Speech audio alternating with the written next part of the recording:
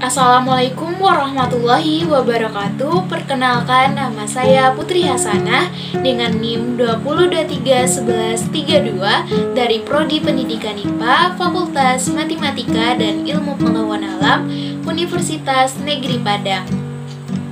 Baiklah, pada kesempatan kali ini saya akan mempresentasikan RPP, yaitu Rancangan Pelaksanaan Pembelajaran. Baiklah, jika saya berkesempatan untuk mengajar, maka saya akan memilih SMP Negeri 5 Pariaman dengan mata pelajaran Ilmu Pengetahuan Alam kelas 9 semester 1 dengan materi pokok pewarisan sifat pada makhluk hidup. Kompetensi inti sendiri yaitu kompetensi utama yang diuraikan ke dalam beberapa aspek, yaitu aspek sikap, pengetahuan, keterampilan, dan harus dipelajari oleh peserta didik di setiap jenjang dan mata pelajaran. Menurut Permendikbud nomor 24 tahun 2016, kompetensi inti pada kurikulum 2013 adalah kemampuan untuk mencapai standar kompetensi lulusan yang harus dimiliki peserta didik setiap tingkat kelas. Kompetensi ini tidak diajarkan langsung dalam pembelajaran, melainkan setiap mata pelajaran harus memiliki tujuan yang sama dengan rumusan kompetensinya. Menurut Permendikbud nomor 24 tahun 2016, kompetensi inti harus mencakup 4 dimensi, yaitu sebagai berikut. Yang pertama, kompetensi inti sikap spiritual atau KI1. Sikap atau biasa disebut dengan attitude merupakan kecenderungan seseorang untuk berbuat sesuatu dalam bentuk tindakan. Sikap spiritual ini menjadi sikap utama yang harus dioptimalkan karena sikap ini bisa membentuk kekuatan karakter.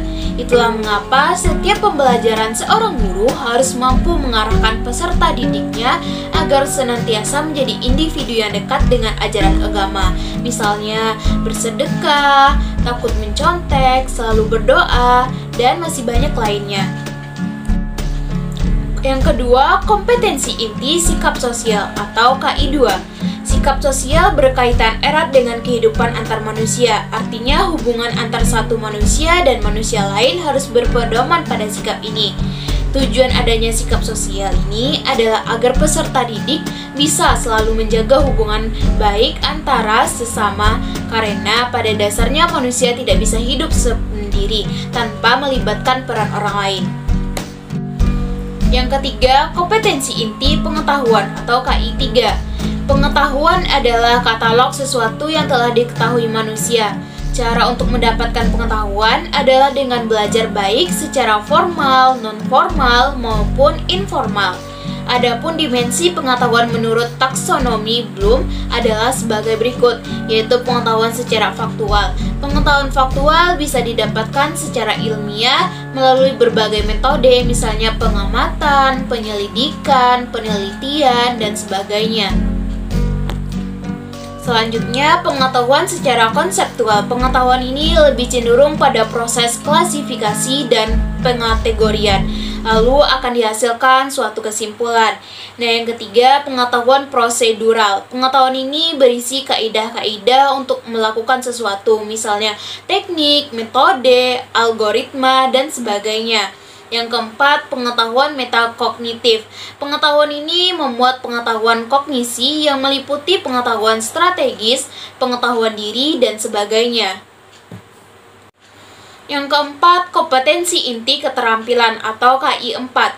Kompetensi keterampilan ini berkaitan dengan aplikasi pengetahuan yang diperoleh peserta didik dalam kehidupan sehari-hari.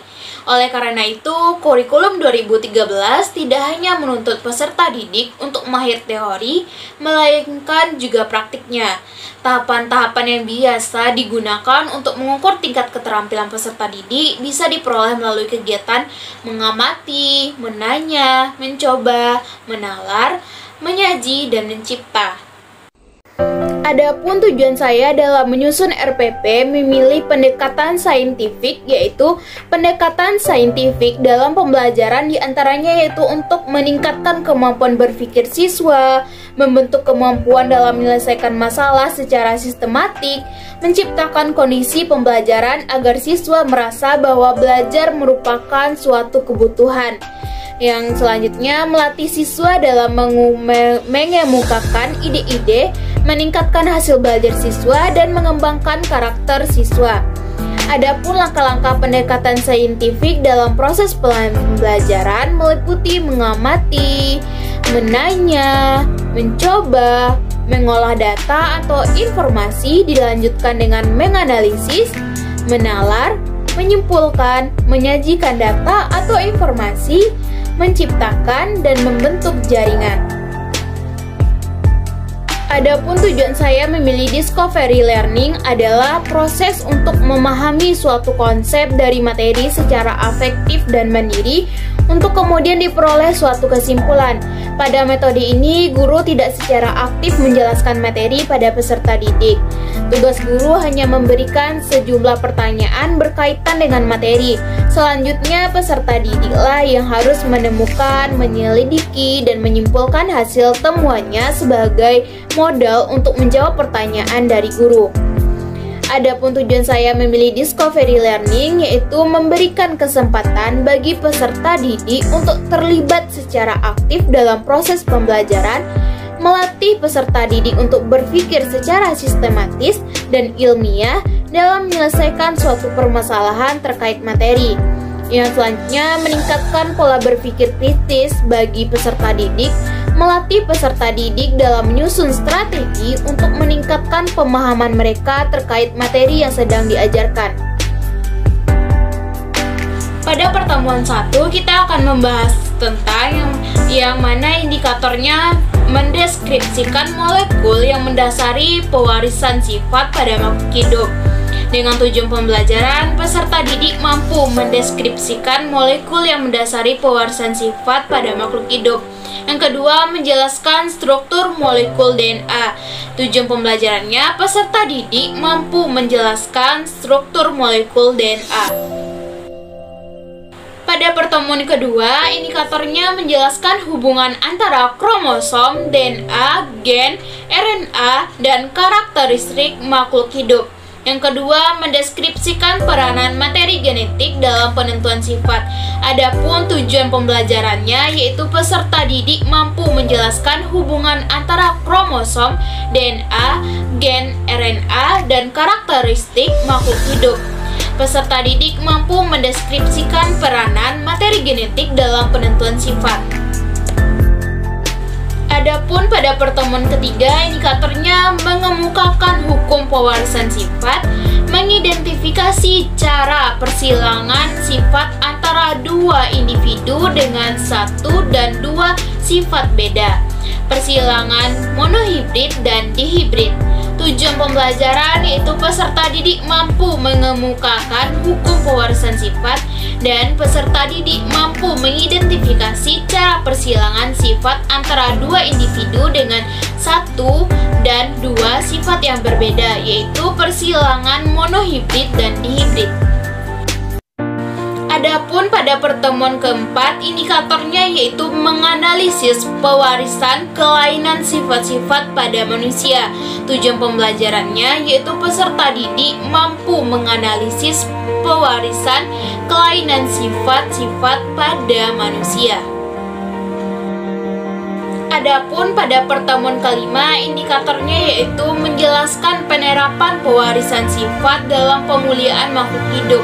Dengan tujuan pembelajaran, peserta didik mampu menjelaskan penerapan pewarisan sifat dalam pemuliaan makhluk hidup. Nah, pada pertemuan ke-6, kita akan mengadakan ulangan harian atau disebut juga dengan UH. Nah, pada langkah-langkah pembelajaran ada kegiatan pendahuluan, kegiatan inti, dan kegiatan penutup. Nah, pada kegiatan pendahuluan itu ada orientasi, apersepsi, motivasi, dan pemberi acuan. Contohnya pada orientasi pada pertemuan ke-1, Assalamualaikum warahmatullahi wabarakatuh. Selamat pagi Ananda semua, bagaimana kabarnya? Alhamdulillah sehat semua ya. Semoga kita diberi kesehatan dan kesempatan oleh Allah Subhanahu wa Ta'ala untuk bisa berkumpul dan bertemu pada hari ini.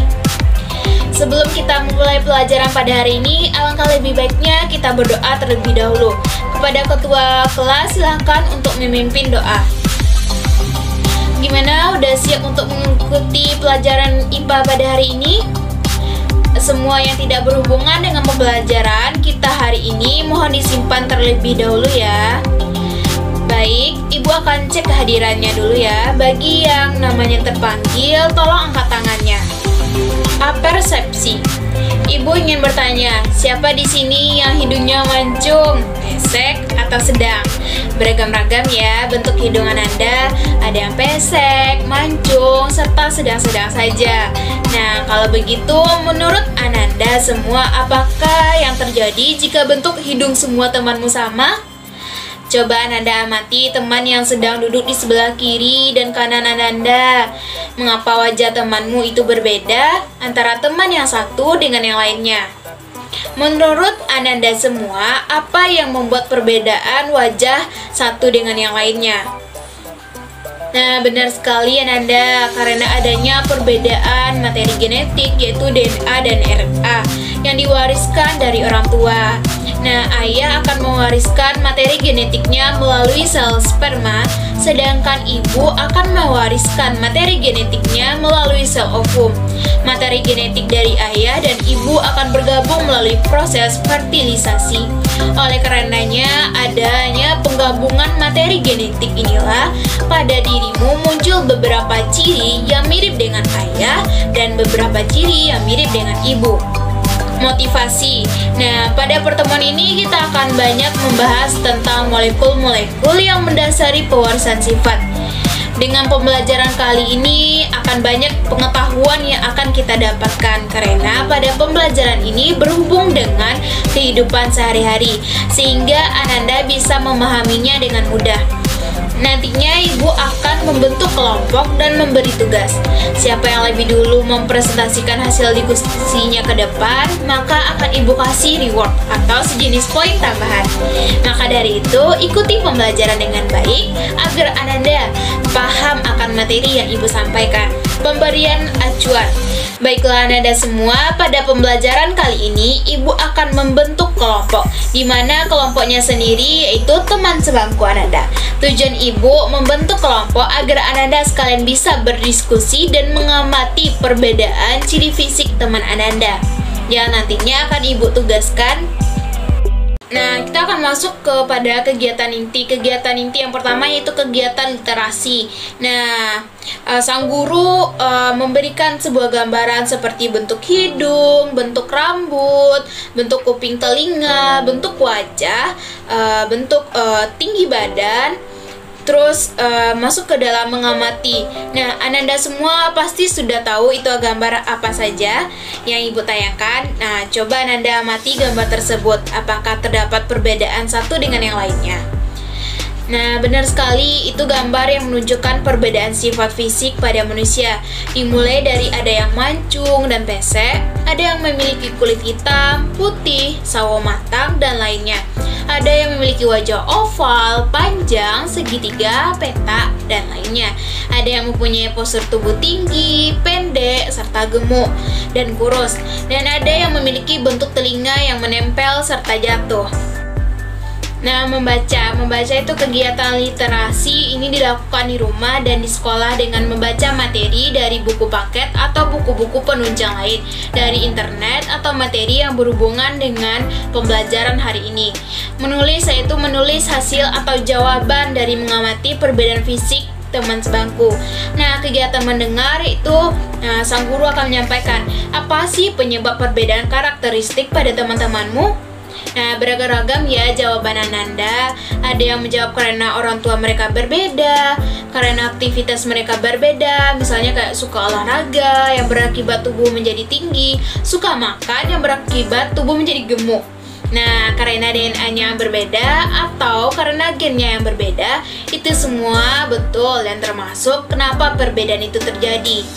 Nah, melalui apakah orang tua mewariskan sifat-sifat pada anaknya sehingga anak memiliki kesamaan dengan orang tua? Nah, ada yang tahu? Yang berani menjawab akan Ibu kasih poin tambahan. Nah, benar sekali Ananda. Setiap ciri atau sifat yang ada pada setiap orang adalah warisan dari orang tua yang diwariskan melalui materi genetik. Ayah akan mewariskan materi genetiknya melalui sel sperma, sedangkan ibu akan mewariskan materi genetik melalui sel ovum. Materi genetik dari ayah dan ibu akan bergabung melalui proses fertilisasi. Oleh karena adanya penggabungan materi genetik inilah, pada dirimu muncul beberapa ciri yang mirip dengan ayah dan beberapa ciri yang mirip dengan ibu. Nah, ada yang tahu bagaimana bentuk DNA? Nah, DNA terletak di dalam inti sel. Namun ada pula DNA yang tidak terdapat di dalam inti sel. DNA merupakan untaian yang sangat panjang. DNA melilit pada protein yang disebut dengan protein histon. Seluruh untai DNA tersebut dikenal dengan kromosom. Pada saat sel akan membelah, kromosom memadat sehingga lebih mudah diamati. Oleh karena itu, kita dapat melihat struktur kromosom pada sel akan membelah. Nah, asam nukleat baik DNA maupun RNA terdiri dari samit nukleotida. Masing-masing nukleotida tersusun atas gugus fosfat, gula, dan basa nitrogen. Pada DNA, gula berupa gula deoksiribosa, sedangkan pada RNA gulanya adalah gula ribosa.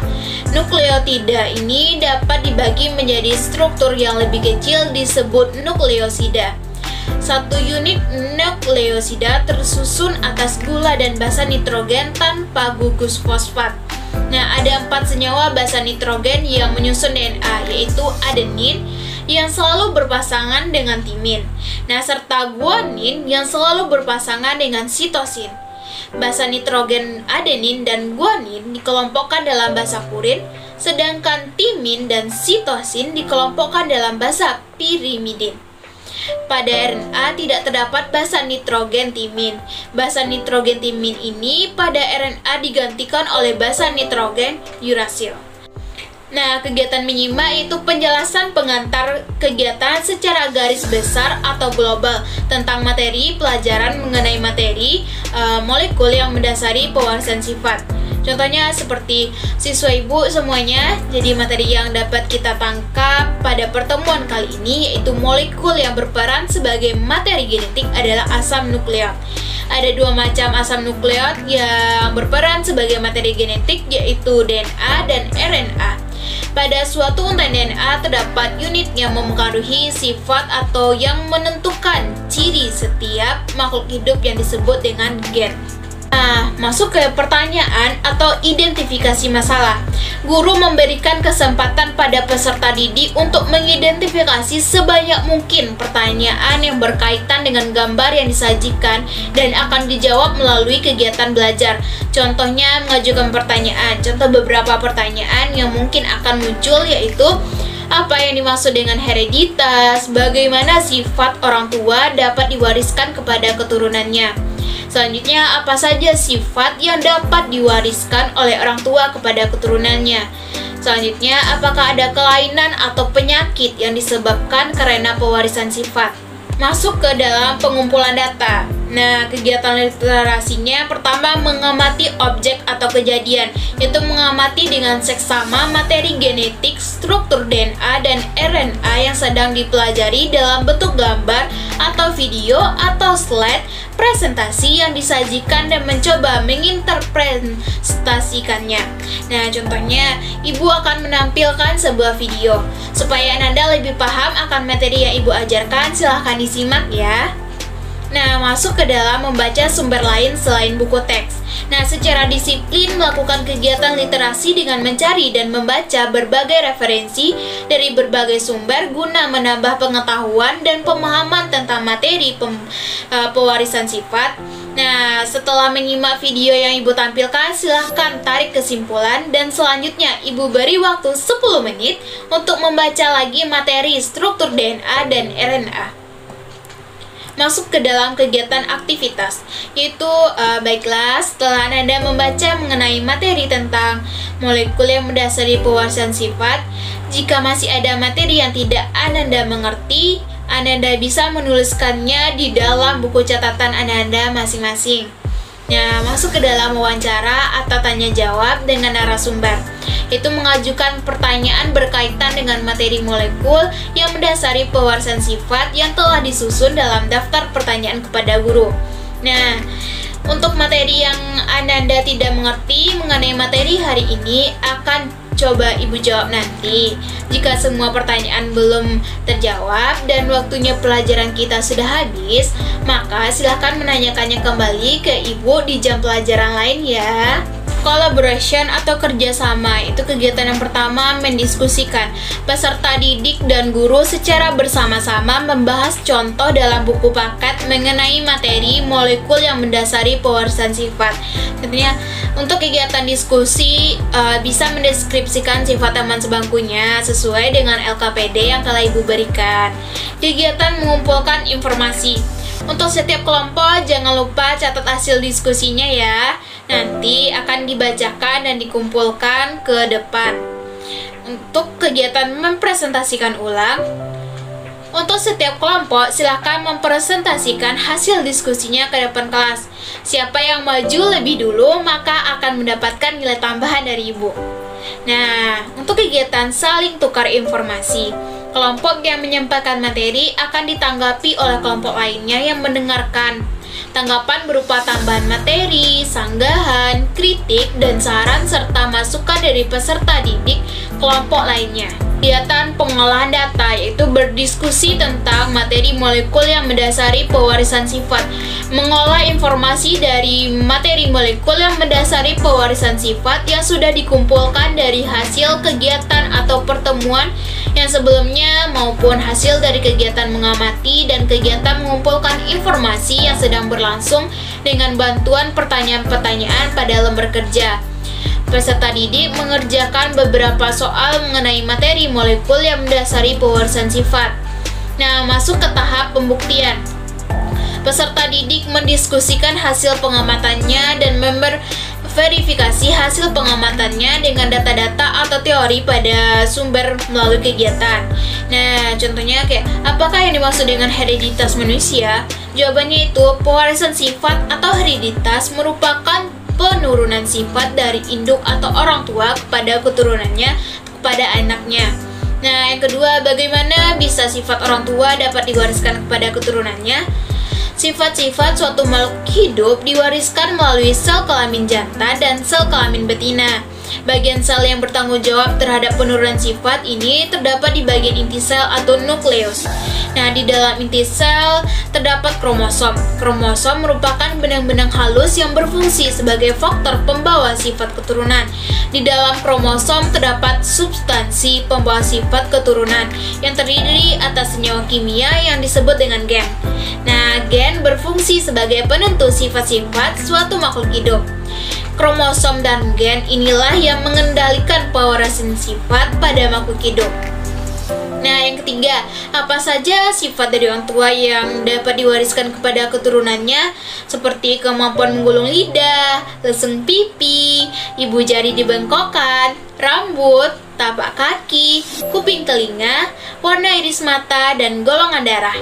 Nah, yang pertanyaan keempat, jelaskan penyakit atau kelainan yang disebabkan karena adanya pewarisan sifat. Yang pertama itu albino. Albino adalah penyakit yang menurun di mana pada kulit manusia tidak mempunyai pigmen pewarna kulit. Nah, yang kedua yaitu brachydactyly, mempunyai jari-jari yang pendek karena tulang phalanges atau ruas jari pendek. Hal ini disebabkan oleh gen dominan.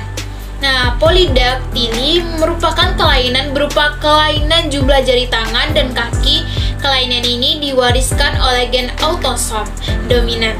Nah, selanjutnya yaitu thalassemia adalah kelainan genetik yang disebabkan rendahnya kemampuan kemampuan pembentukan hemoglobin. Hal ini dapat terjadi karena gangguan salah satu rantai globin. Nah, selanjutnya dentinogenesis imperfecta adalah kelainan pada gigi manusia yang menyebabkan tulang gigi atau dentin berwarna seperti air susu.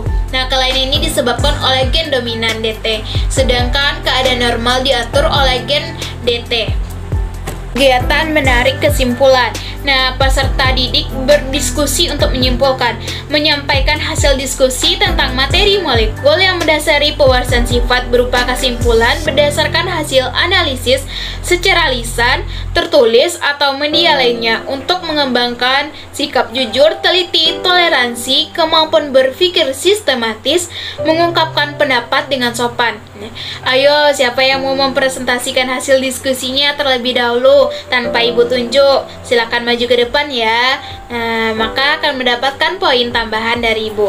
Selanjutnya yaitu mempresentasikan hasil diskusi kelompok secara klasikal tentang materi molekul yang mendasari pewarasan sifat. Nah, selanjutnya mengemukakan pendapat atas presentasi yang dilakukan tentang materi molekul yang mendasari pewarasan sifat dan ditanggapi oleh kelompok yang mempresentasikan. Contohnya, untuk kelompok yang lain silakan beritakan tanggapan, kritik, dan saran serta sanggahan. Apa benar ciri fisik yang dipaparkan teman tersebut?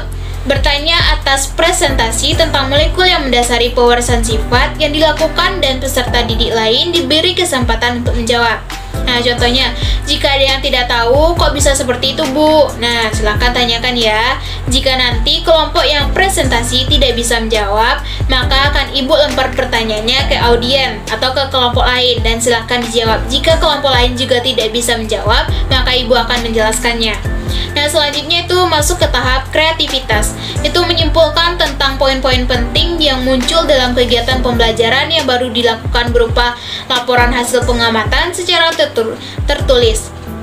Nah, selanjutnya menjawab pertanyaan tentang materi molekul yang mendasari pewarasan sifat terdapat pada buku pegangan peserta didik atau lembar kerja yang telah disediakan. Contohnya, setelah itu silakan Anda jawab pertanyaan yang ada di LKPD yang Ibu berikan. Nantinya akan dikumpul. Nah, selanjutnya itu bertanya tentang hal yang belum dipahami atau guru melemparkan beberapa pertanyaan kepada siswa berkaitan dengan materi molekul yang mendasari pewarasan sifat yang akan selesai dipelajari. Contohnya, setelah Anda selesai menjawab pertanyaannya, Ibu akan memberi beberapa pertanyaan kepada Anda yang bertujuan untuk mereview materi yang kita pelajari hari ini. Apakah Anda semua paham akan yang Ibu jelaskan dan paparkan? Nah, selanjutnya yaitu menyelesaikan uji kompetensi untuk materi molekul yang mendasari pewarasan sifat yang terdapat pada buku pegangan peserta didik atau pada lembar kerja yang telah disediakan secara individu untuk mengecek penugasan siswa terhadap materi pembelajaran. Kegiatan penutup yaitu kegiatan yang terakhir, itu peserta didik membuat resume dengan bimbingan guru tentang poin-poin penting yang muncul dalam kegiatan pembelajaran tentang materi, struktur DNA dan RNA yang baru dipelajari. Contohnya, sebelum jam pelajaran kita berakhir, silahkan simpulkan materi yang telah dipelajari di buku catatannya. Ibu ingin 3 orang menyampaikan hasil kesimpulannya tentang materi pembelajaran kita hari ini. Yang dapat menyimpulkan materi akan Ibu beri nilai Ananda lebih. Nah, apakah dari Ananda semua ada yang kurang paham tentang materi hari ini? Dan adakah yang ingin ditanyakan lagi? Tugas diskusi Ananda silakan Anda kumpulkan di depan meja ya. Dan juga tugas resume Ananda yang minggu lalu kerjakan juga dikumpulkan biar langsung Ibu periksa. Nah, Ibu minta tolong nanti setelah istirahat siang, ketua kelas silahkan ambil buku catatannya di ruang kelas. Nah, catatan kalian juga tolong dikumpulkan di depan ya. Nah, selanjutnya itu Ibu ucapkan terima kasih atas perhatian Anda semua. Semoga ilmu yang kita pelajari hari ini dapat menjadi ilmu yang bermanfaat bagi kita semua. Jika ada kesalahan yang tidak disengaja maupun dengan sengaja, mohon dimaafkan. Nah, untuk mengakhiri pembelajaran kita kali ini, tolong ketua pimpin doa setelah belajar. Akhir kata, Ibu ucapkan wassalamualaikum warahmatullahi wabarakatuh. Itulah contoh pelaksanaan pembelajaran yang telah saya rancang. Itu pada pertemuan 1 yang membahas tentang molekul yang mendasari pewarisan sifat. Baiklah, itulah presentasi saya tentang RPP yang telah saya susun dengan materi pewarisan sifat pada makhluk hidup. Akhir kata, saya ucapkan terima kasih. Apabila ada kesalahan, mohon dimaafkan. Wabillahi taufiq wal hidayah. Wassalamualaikum warahmatullahi wabarakatuh.